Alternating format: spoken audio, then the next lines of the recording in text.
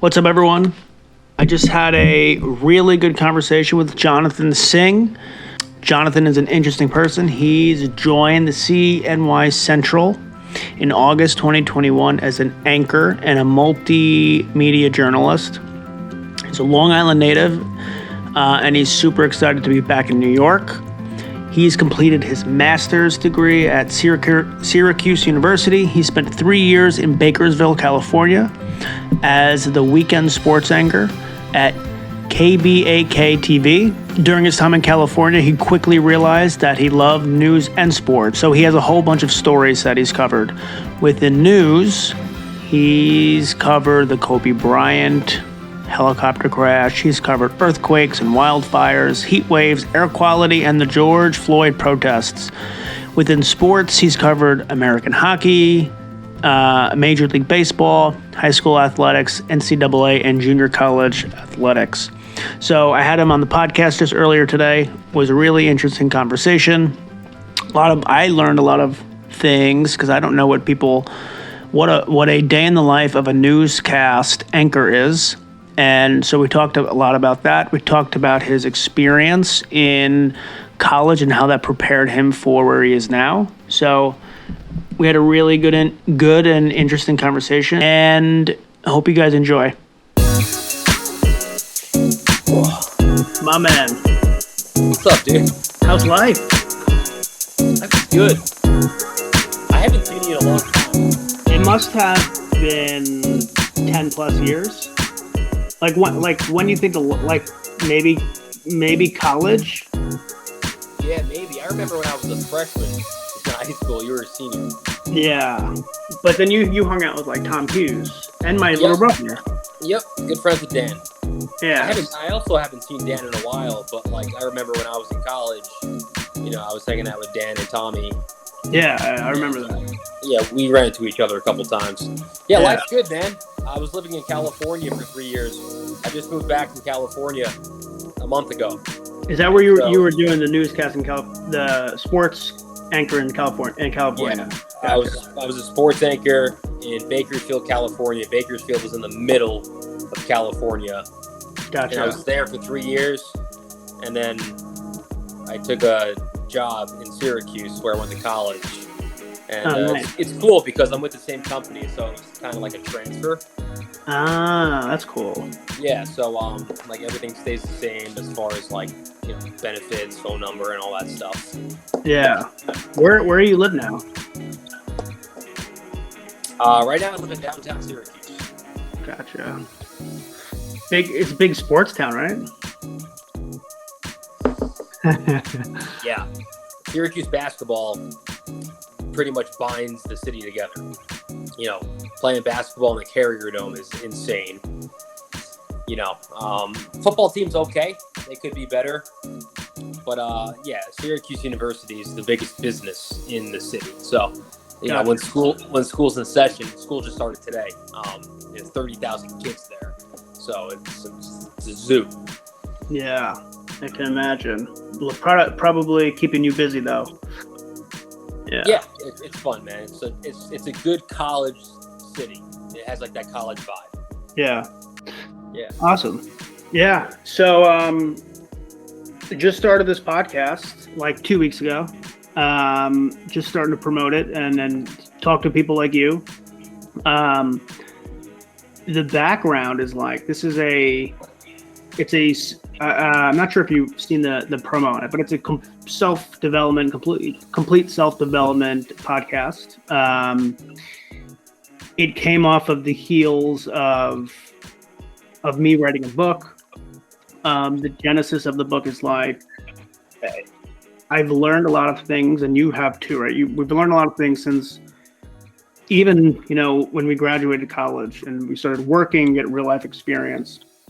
And there was just a ton of principles, ton of life experiences that for me has been helpful. And I love writing. I like to help people. So I wrote a book, and the book was all about how can college kids, how can high school kids be successful in their lives? Talks about principles like you need to set goals, you need to communicate effectively, you need to take care of yourself mentally and physically, etc. And then so I was like, all right, let me make a podcast out of this.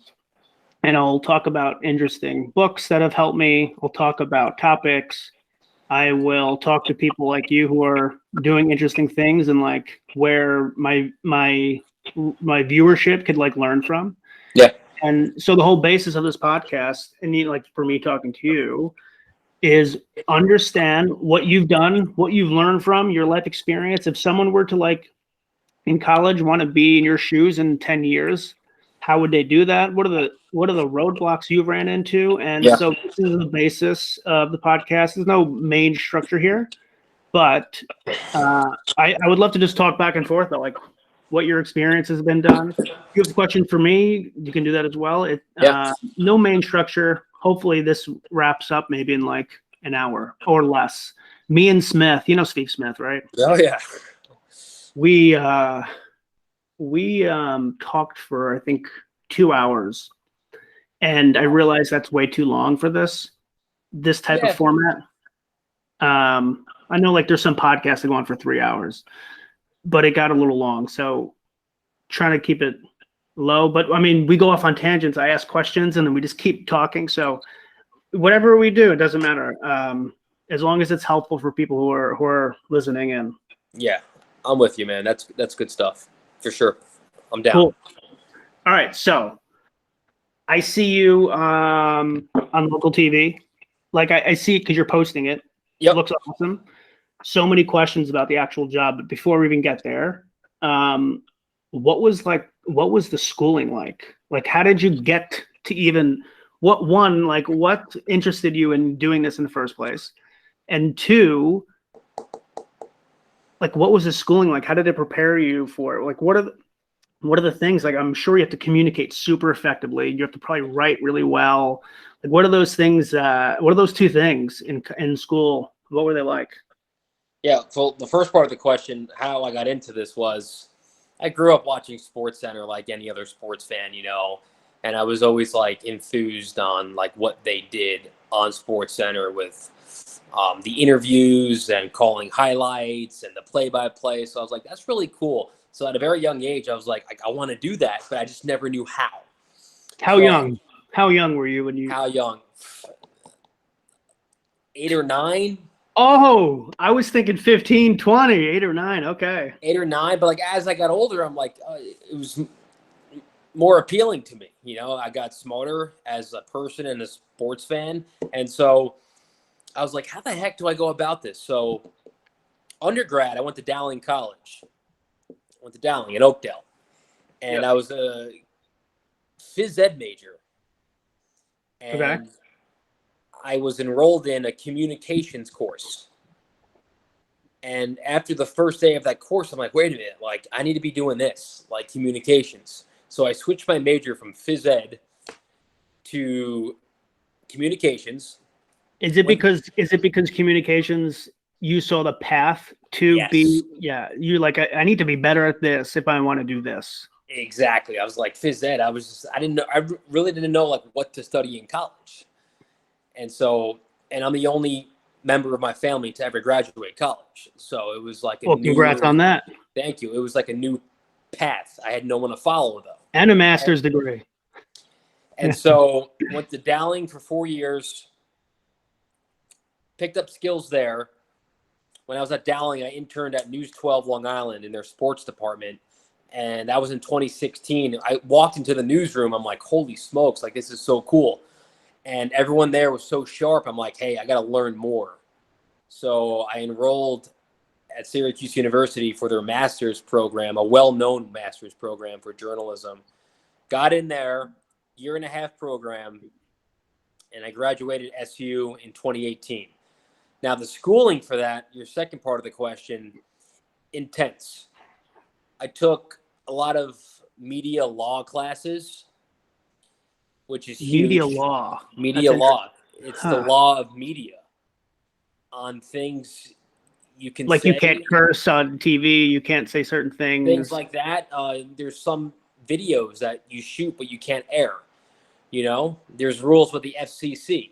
Like branding, can you show like a McDonald's sign in like a video? Depends. Yeah, it Huh. depends, you know. Dude, So that's funny. I would never think that there's a class for that. That's interesting. and so like sometimes when I'm on the air, you know, I wear polos a lot. I can't have any brands, you know. Mm. I'm not endorsing or advertising Adidas. And so it gives you the law of media on what you can do, what you can't do. Not all sidewalks are public sidewalks, you know, so I can't do interviews on private sidewalks, things like that that no one really thinks about. And so Wow. that really like laid the foundation of like the rules of journalism.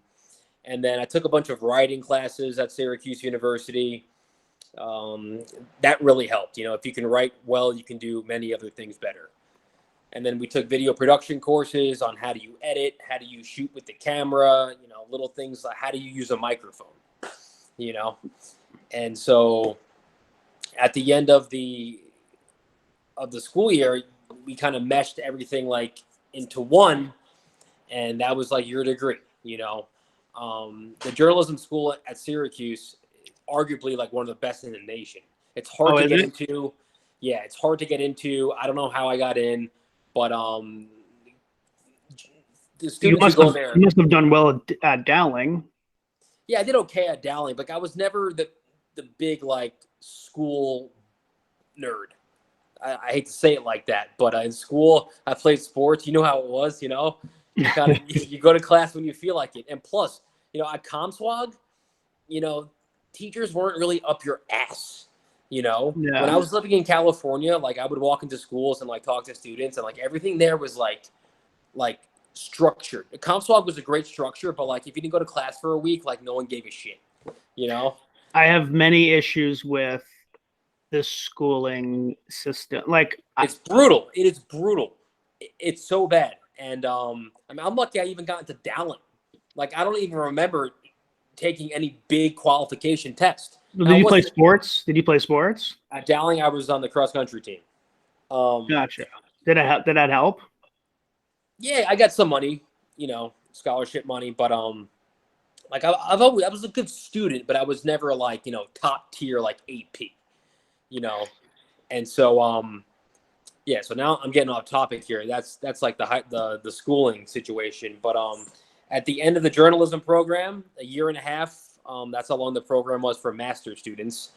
And what they want to do is teach you all the fundamentals that you can learn in 4 years as an undergrad into a year and a half as a master's student.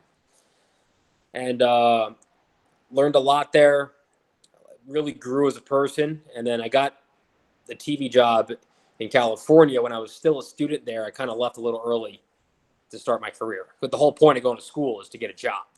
Yeah. So you Yeah. left I left a couple of weeks early.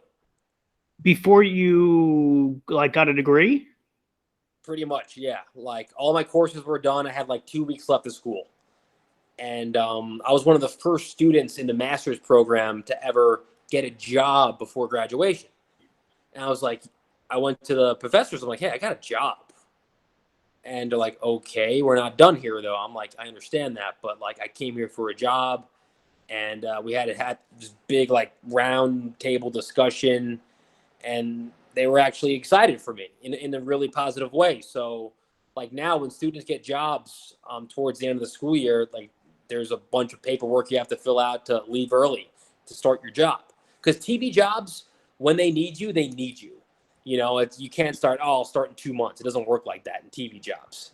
So you could have lost a big opportunity by not leaving. Exactly. And all the professors there are very understanding.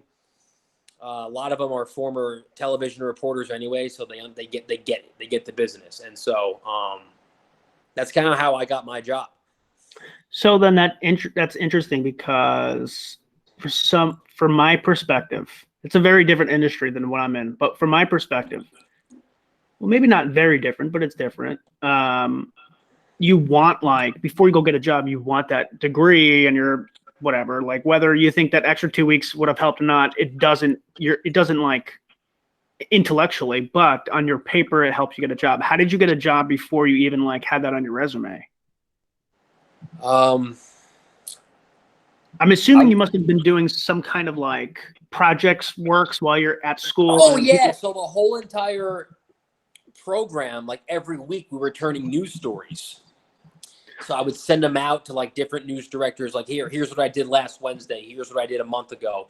Here's 10 minutes of video of me talking that I compiled from like 3 months. It's called a TV reel. That's your resumes, your reel. They want to see what you do on camera.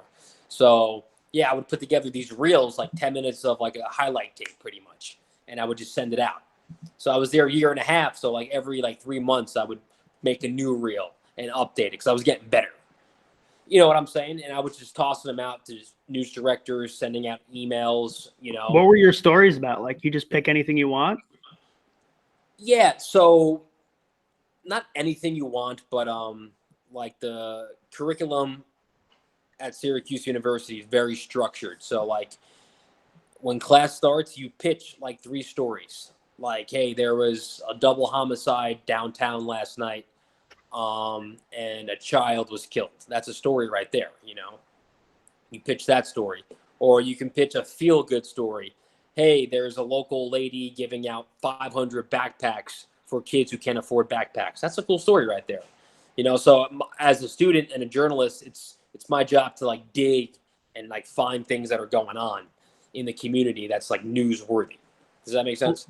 It does, but I'm assuming maybe Syracuse has a studio where you can like record. Like for me, if I were to do that, I have bad equipment here. I could never like recreate something that I can send to a news organization. Or is it easy as a phone and they just want to see your temperament? They want to see how you can tell a story. It doesn't matter what kind of equipment you have. Yeah, I mean, I had some really good equipment at Syracuse University, but there were some stories I shot off my phone. A camera is a camera. Just some cameras have better quality. Yeah. And so, yeah, we had there's a newsroom in the journalism school there. It's a big newsroom. There's a bunch of camera equipment there, tripods, microphones, lavaliers, lighting, windscreens, and all that stuff. So the way they have it set up there with the program is that they treat it like a real newsroom so that when you leave, you're walking into the same direction that they trained you on. Well, that was going to be my next set of questions. Is you're in school, you're doing all this stuff, and then you're not on national television, but it's still nerve-wracking being on TV, live TV. How do you deal with that, like your first week or even your first month? And when do you start getting comfortable? I'm still getting comfortable. When that red light goes on, sometimes you get the jitters. It's like an ice hockey player taking their first shift of the game. They've been playing games their entire life, but sometimes you still have jitters. You know what I'm saying? Yeah. But so when I was a student, I was really nervous, like in front of the camera. I was like really like tense and like newsy. You're supposed to be conversational. You're talking on TV to people. Easier said than done. Like you can say that to someone and then put them in that position, and I would get nervous as hell. I have to be honest. It's a different environment. Even like doing this, I was just getting used to talking into a camera. Like I was doing this by myself. It's different. Anytime you put someone in a different environment and then you say, we're going to put you on live TV. Yeah, I would get nervous. Especially the first year.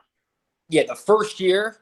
So my contract in Bakersfield was 3 years. Okay, most news contracts are 2. So it was 3 years. I said to myself, the first year, like, let's just figure it out.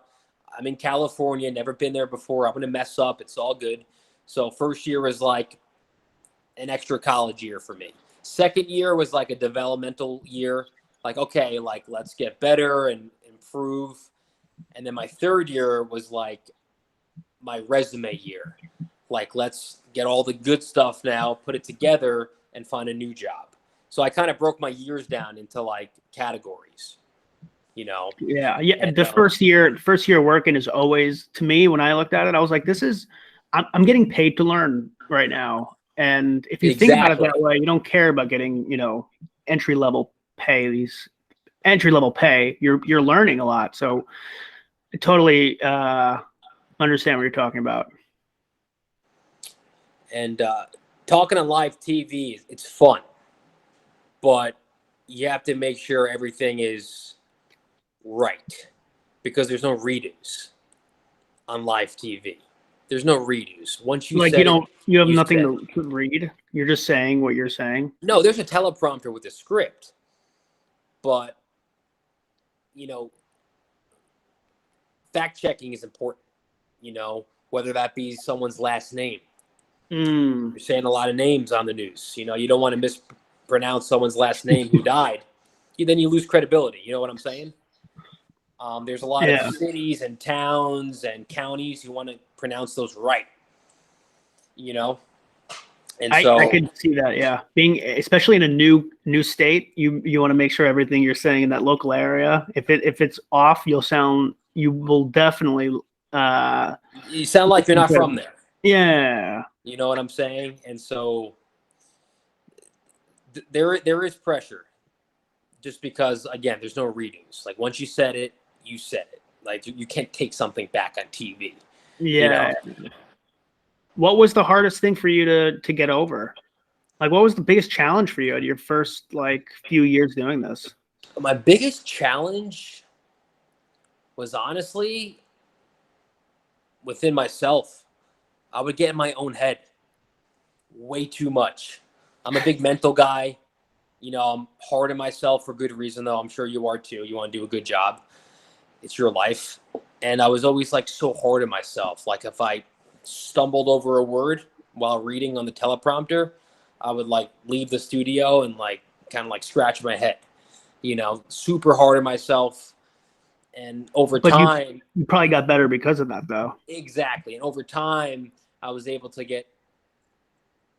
relax myself more, and which makes me more conversational on TV.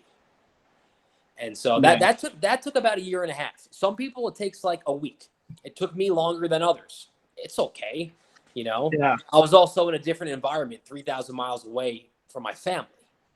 Yeah. A lot of the reporters I worked with in California are either from California or Arizona, so they can drive home whenever they want. You have a stronger support system there. Exactly. If they have a tough week at work, they can go home for the weekend and eat some dinner with mom. Yeah. I couldn't do that. I hear what you're saying, man. One of the things that I talk about in this book is one is it's leadership, and then I say you have to communicate effectively. Yep. Under communicating effectively, it's how to present well. And I was so bad at presenting. One of the pieces in how to present well for me was to be yourself, and to me that's a little bit easier said than done when you're very uptight.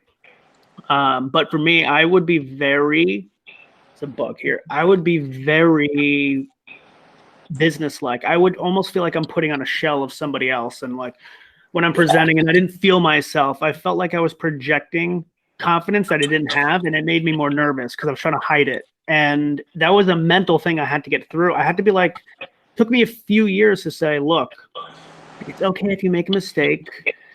Don't worry about it. You'll get up and you'll do better next time, and you'll learn from mistakes. But it's a mental thing, and I totally resonate with what you're saying, because it's something that takes time to just know yourself and be confident in yourself. But you can only be confident in yourself until you're truly comfortable with yourself. If you're trying to hide something, you get more nervous. But if you're look, this is me. This is who I am. I feel confident in what I'm doing. I don't have to hide it. Then you come off different. You actually come off more confident. It's one of the things I talk about. And it didn't take me weeks. It definitely took me years. Yeah, and that's okay. There's really no timeline on something like that, because everyone's different. Everyone grew up differently. Everyone had different situations at home. That affects confidence and mentality. You know what I'm saying? Some people come from wealthier families than others, and so, comfortability comes to that also. So it's, in my opinion, you're ingrained with that, at a young age. And again, it took me almost 2 years to get really comfortable. I'm still getting comfortable. I was anchoring the news on Saturday night, and for some reason, I got nervous. I was why am I getting nervous? It just happens. Well, you're doing a new, right? You're in a new environment. You're in a new job. Have you done a news cast yet at Syracuse? Yes, I've done 3, 4. I've done about 8 newscasts since I've been here. Gotcha. So was your first one at Syracuse more nerve-wracking than your later ones? Yes. Or were you? Or because Yes. it's a new environment. Yeah. It's pretty much like this. Say you play for the Islanders, right? You've been on the Islanders for 3 years. You know the plays. You know the coaches. You know how the system operates. Now you get traded to the LA Kings. You're 3,000 miles away. Different coach, different plays, different teammates. Different weather. You're playing in a different arena. You know what I'm saying? I like to use that description on how I kind of base my job. Like I'm with like a new team right now. Yeah. I'm in a new studio, which is like my arena. The lights are literally brighter. So I got to get used to that. And like little things like that make adjustments. Make a difference. So it's my job to adjust though as like professional. But yeah. Eight casts in though, you feel better? Yeah, I am just way better today than I was 3 weeks ago. I'm also putting too much pressure on myself because I have a lot of people in Syracuse that are watching. Old professors that I want to make proud. I was just at Syracuse University before talking to some old professors, and I told them about this. I'm like, yeah, I feel comfortable here, but I feel like I'm trying too hard. I want to impress the professors who haven't seen me in 3 years. I want to impress the students who are watching. I want to impress people that I know when I used to go to school here that are just locals that watch the news. You know what I'm saying?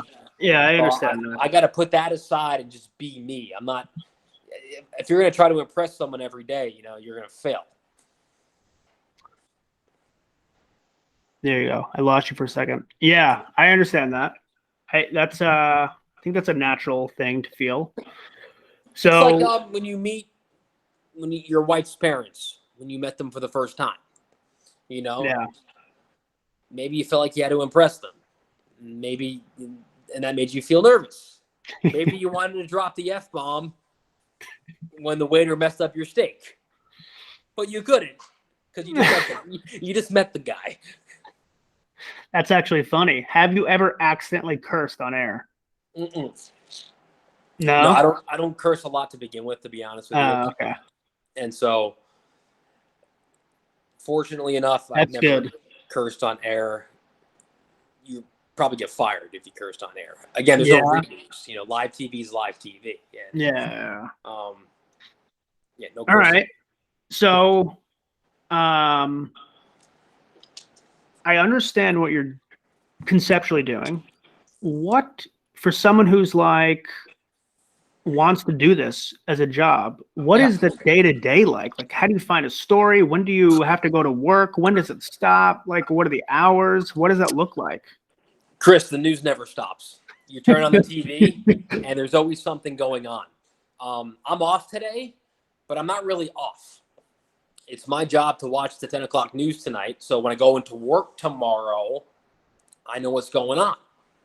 Because if they're talking about things that happened on Monday and I didn't watch the news and I don't know what's going on, I'm lost.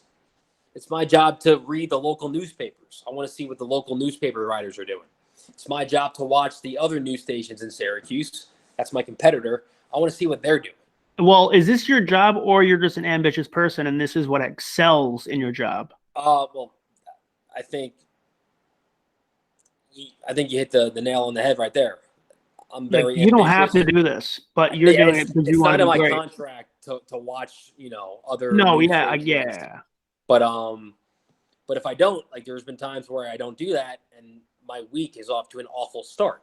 Yeah. It's like not sharpening your ice skates before your game. You know what I'm saying? I'm always looking for stories. I go on Facebook. I see what community members are talking about. This is local news. I call it backyard news. People want to know what's going on in their own backyard.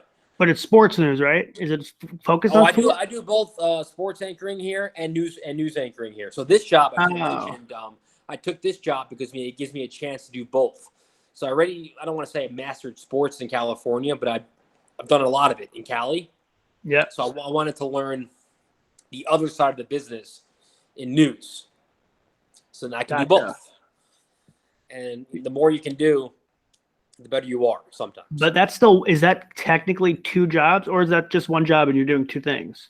It's 1 job and I'm doing 2 things. So instead Gotcha. of hiring a sports guy and a news guy, they can just hire me. I'll do both. Gotcha. You know what I'm saying? That seems like it's one of those things where in the very immediate future, it isn't it.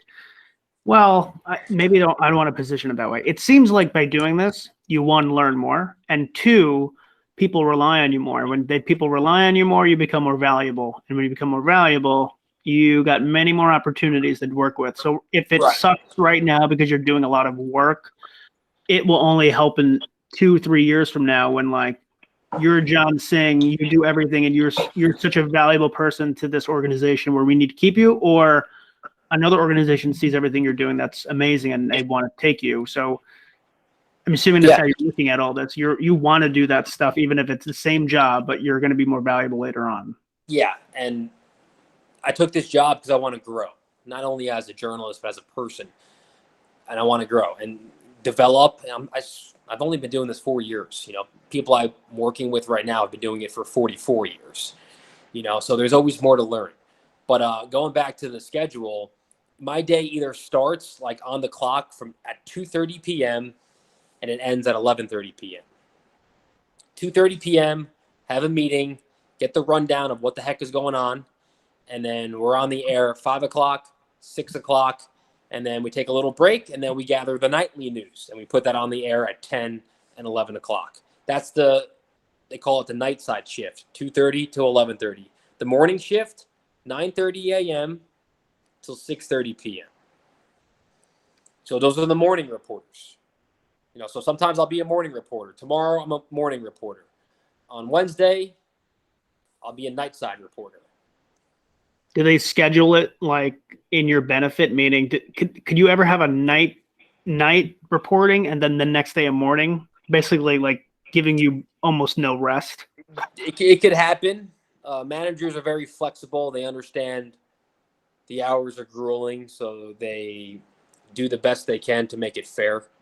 You know, there's also the early morning shift, which is 2:30 a.m. until noon. So that's like the morning news. Damn. You know, like Wake with News 12 starts their first newscast at 5 o'clock in the morning.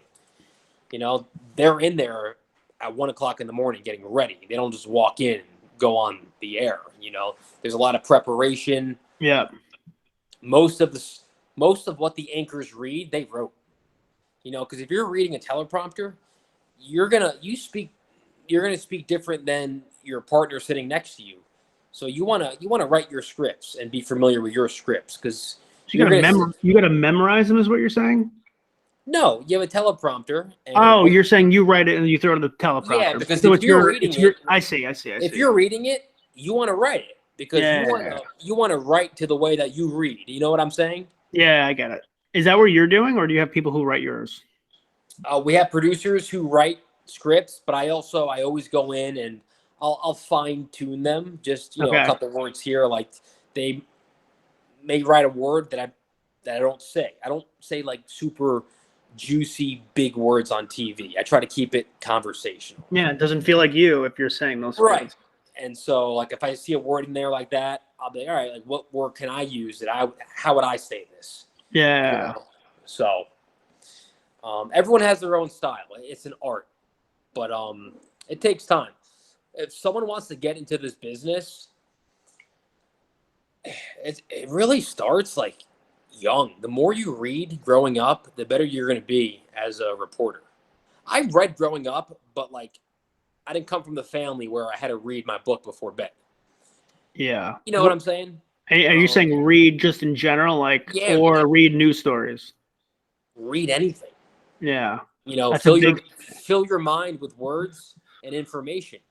Again, I read books growing up, but you know, I didn't consider myself a bookworm growing up. Yeah. You know, and I know some news reporters, you know, one news reporter I know, his dad is an English teacher, and his mother like worked in a library for like 50 years. So he grew up reading books, and that's why he's extremely talented on the air. He's been reading words every Yeah. day since he was 6 years old. I was You know what I'm saying? dude, I couldn't understand more what you say right now because it's my biggest thing that I advocate for. In the book I say up till I was 23 years old.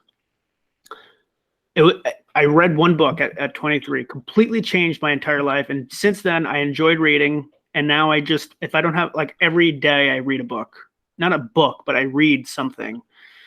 It was Think and Grow Rich by Napoleon Hill. I just did a book review on it. Completely changed my perspective on things. Before I hated it. Now I love reading. Like I'm obsessed with it. I'm like always trying to find information. But nonfiction books. I like to read everything nonfiction. Me too. I'm not picking up Lord of the Rings and reading, 8 chapters before bed. I'd rather pick up a book that's going to help me learn and grow. I'm starting this book on investing.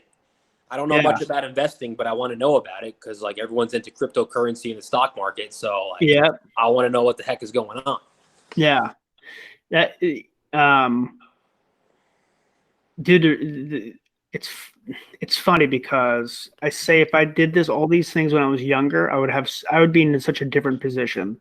But there's so much information in books that aren't taught in schools, presenting, investing, setting goals, how to just talk to people, how to negotiate.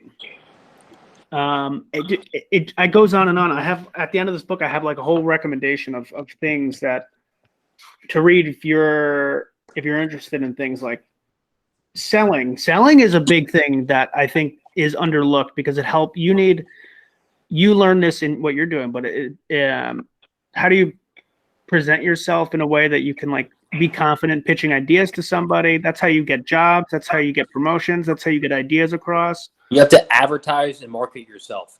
Listen, I agree with what you're saying. In high school, they don't teach you that stuff. Nope. They are so worried about, don't get me wrong, I respect the school system. I always will. But they're so worried about trigonometry and AP calculus. Those are important things, but you gotta like great. Yeah. Also, what else is there? An extra history course that they want you to take, But what about a course on how about investing when you're young? Yep. A course on, I don't know, how to file taxes. A course on how do you rent a house? A course on how do you budget your finances in college? Yeah. There's a lot of missing things. Yeah, these are courses that need to be implemented in schools because, like, again, I love, the core values of math and science and English and history, but there needs to be more hands-on, real-world courses. How to change a flat tire. Yeah, you know what I'm saying? I never thought of a good analogy here, but I think it's a pretty poor analogy, but it's the best one I have. My analogy is like everything they teach you in school, it's important. You do need to understand math, science, history, literature. And so my analogy is if it's like a car, teaching someone different components of a car to build a car. So you need the engine, you need the wheels, you need the interior, you need the paint, blah, blah, blah. Teach you how to build a car. They don't teach you how to drive the damn car. And so they're missing key things like and maybe that's intentional. I don't know. Maybe they don't have enough time to do it all.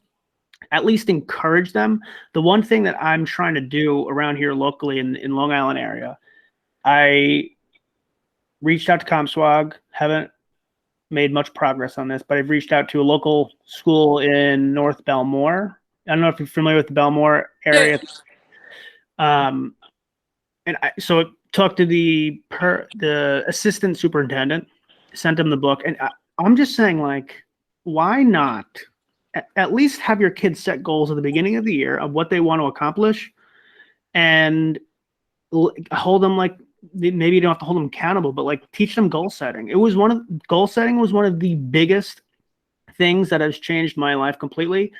I'm super intense about it. People sort of think it's a little funny how intense I am about it, but I think it's the one thing that completely could change people's lives. Is just like setting a damn goal. Where do you want to be when, and what are the actions that you will take to get there?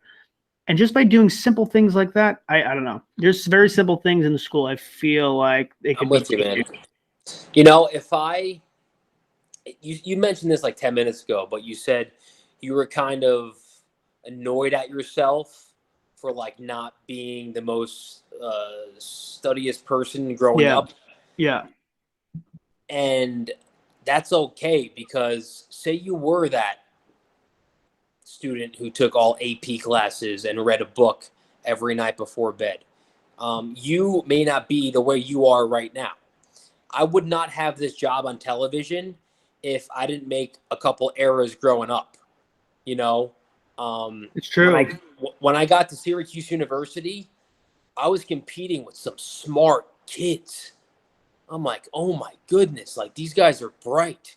So like I got to step up. So like that really like matured me up quicker than I thought, and that really like just like set the focus for me. You know, whereas like say I grew up, you know, studying every single night and reading all these books every single night and doing research like every single night, I probably would be doing something else. Yeah. I was a little annoyed at myself at one point when I got to Syracuse University. I felt like behind. Yeah. You know what I'm saying? I know how you feel. And so I kind of said to myself, all right, like, let's go. Like, yeah.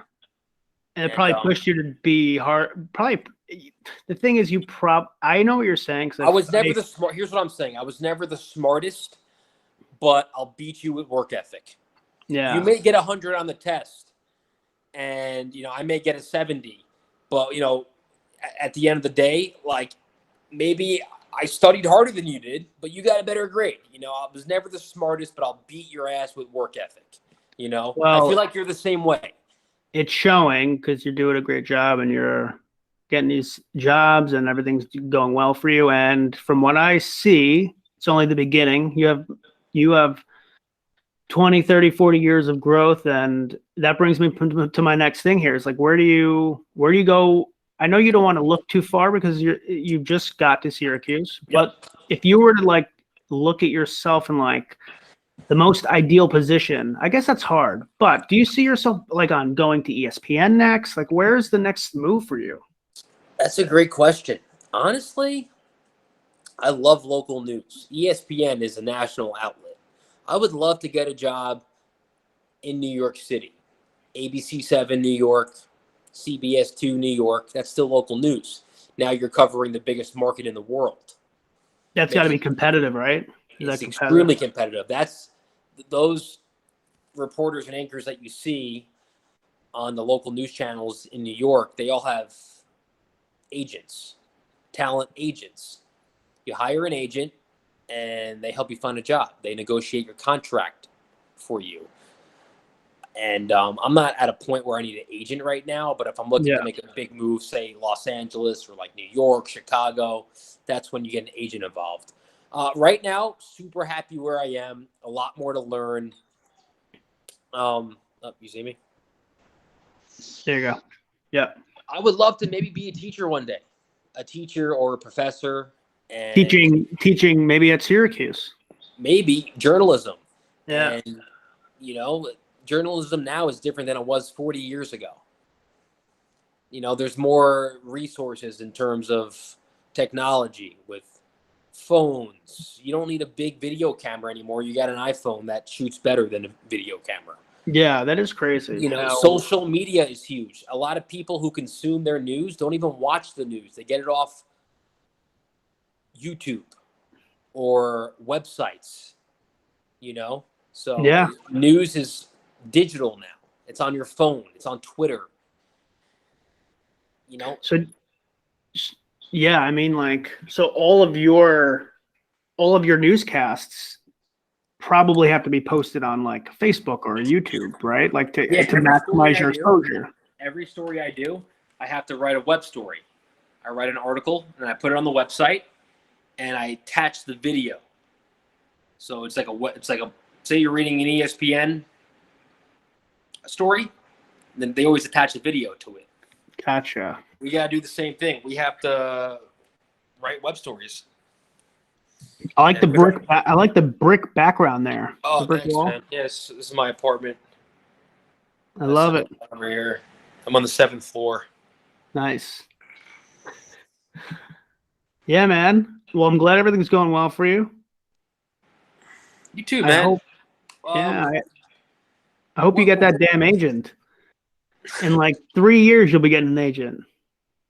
That'll be cool. That'll definitely be cool. So, what convinced you to write a book? I have to ask you, because the last time I saw you, you didn't seem like much of a book writer. No, I try to think about this. I don't really know. I think there's two things at play. One, I really like to write. Like it helps clear my mind. Yep. Taking like internal thoughts, externalizing them, and I think it just helps me think through things.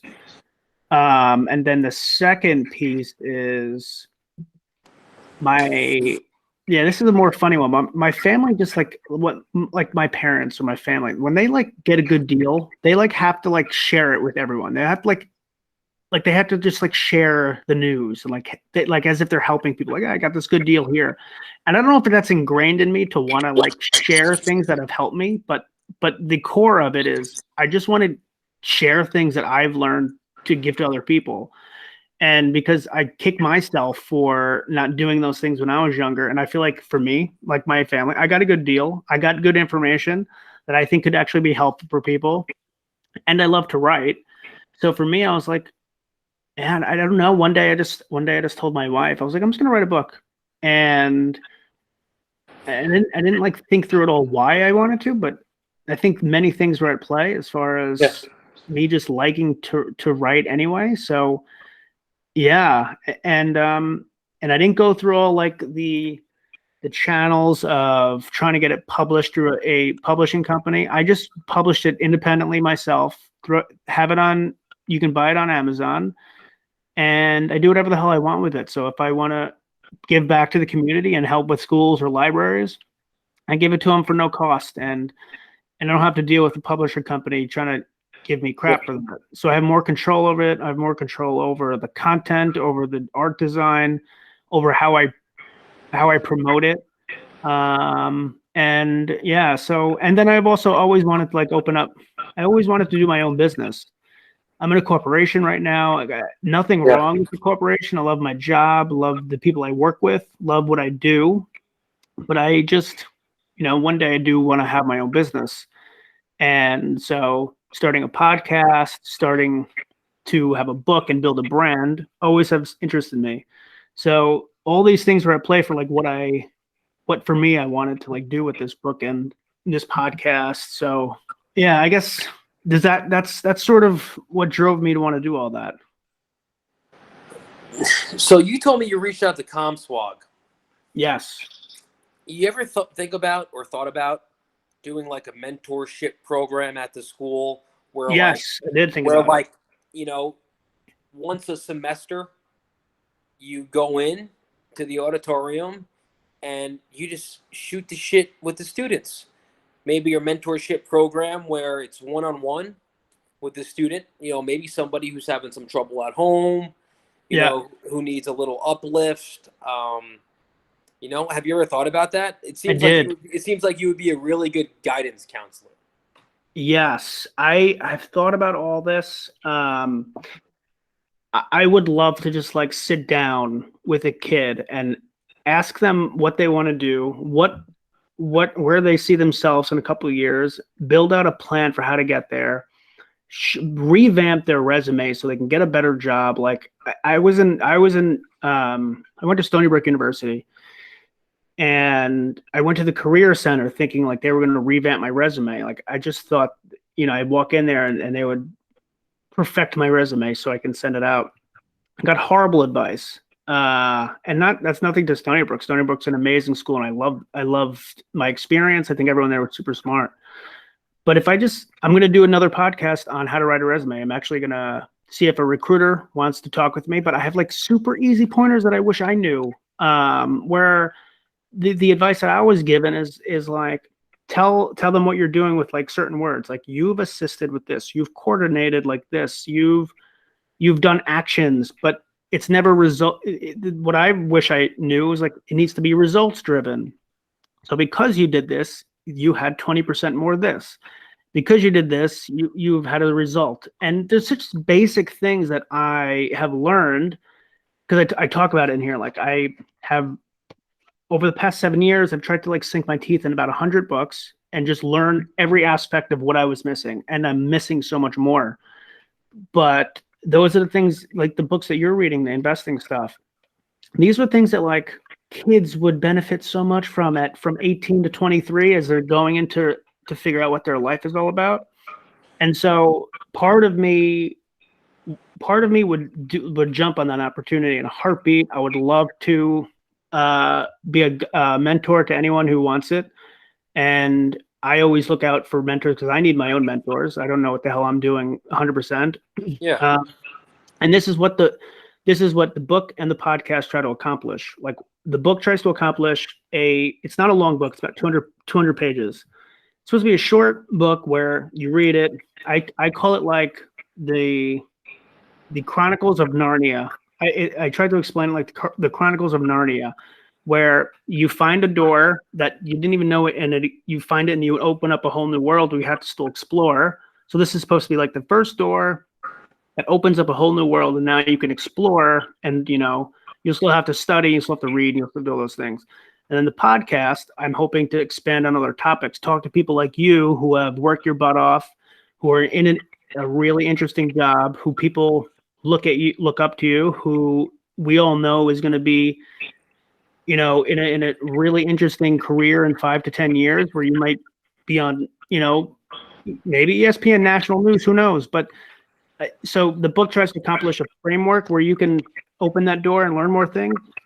The podcast is supposed to even expand on those topics. Yeah. They couldn't cover in a short book. And so, yeah, I've thought about it. If people are willing to have me come in and try to teach them things that I've learned, I'd be more than willing to do it.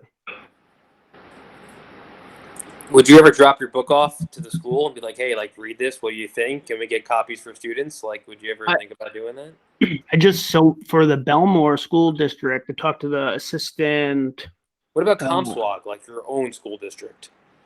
Yeah, I haven't dropped it off yet, but I showed them the book on Amazon. Drop it off, man. You get that book in their hands, they have to read it. Websites is all clicks, man. They see the book. Okay. Yeah. Drop it off. Maybe put some sticky notes in a couple pages that would pop out to them. It's a good idea. And be like, hey, what do you think? Call me next week. I'd love to chat. You drop it off, you're already there. I love it. I'm going to do it. Try. You got nothing to lose. If it doesn't work, it doesn't work. If it works, then okay, we'll buy 200 copies, going right to the kids. Yeah. And my whole thing is that if it's going to a local school or library, or organization that donates time or money to kids or impoverished communities, I would just do wholesale. I wouldn't even like make a profit on it because I wouldn't even care about it. And so I just ordered 100 books coming my way.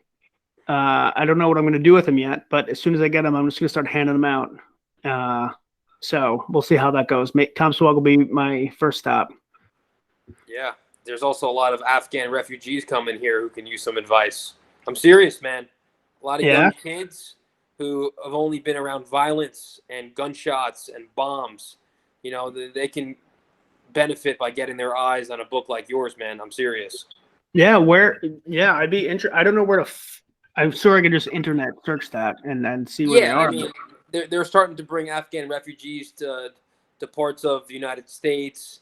I know New York is on that list. They want to start like groups for like these refugees to like show them like this is how you're supposed to live. That's interesting. I You know, would love to this do is that. what a supermarket looks like. They don't have supermarkets there to go to the farm and kill a cow and eat it. Yeah. This is what like a book looks like. So just a thought. No, it's a good thought. I wasn't even thinking about that. Look, anything that I can do to help people is really what I'm trying to do. And of course, I'm putting a lot of time and effort into building a brand. So of course, I would want to own my own business and be able to make a living off of it. But the inner desire to what I want to do is to help people. So I would love to do that type of stuff.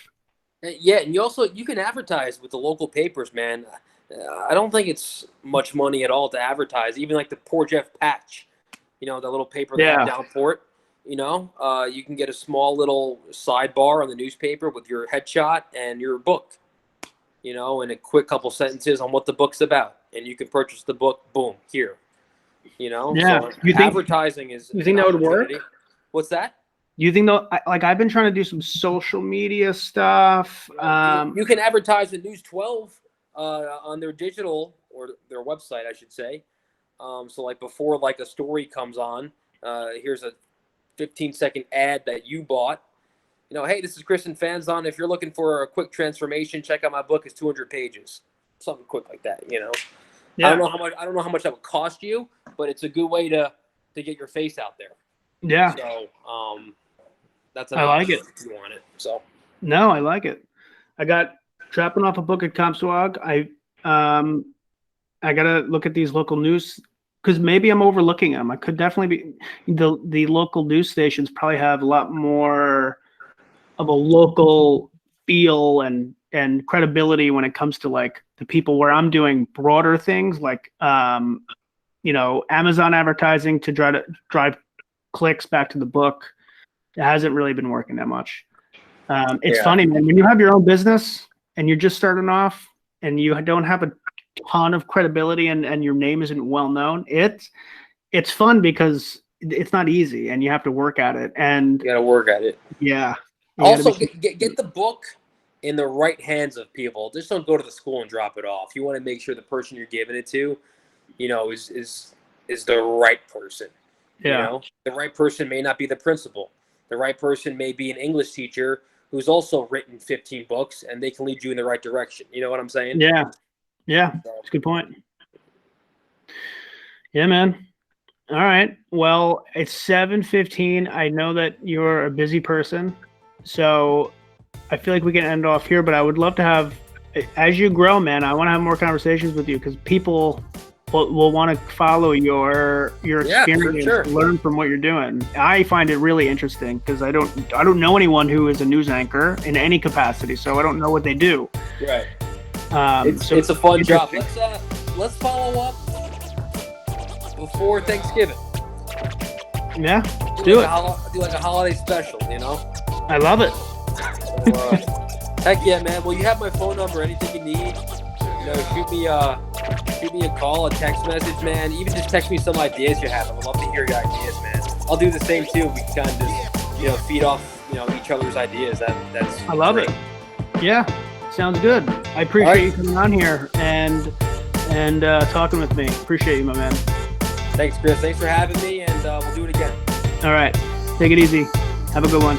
Bye.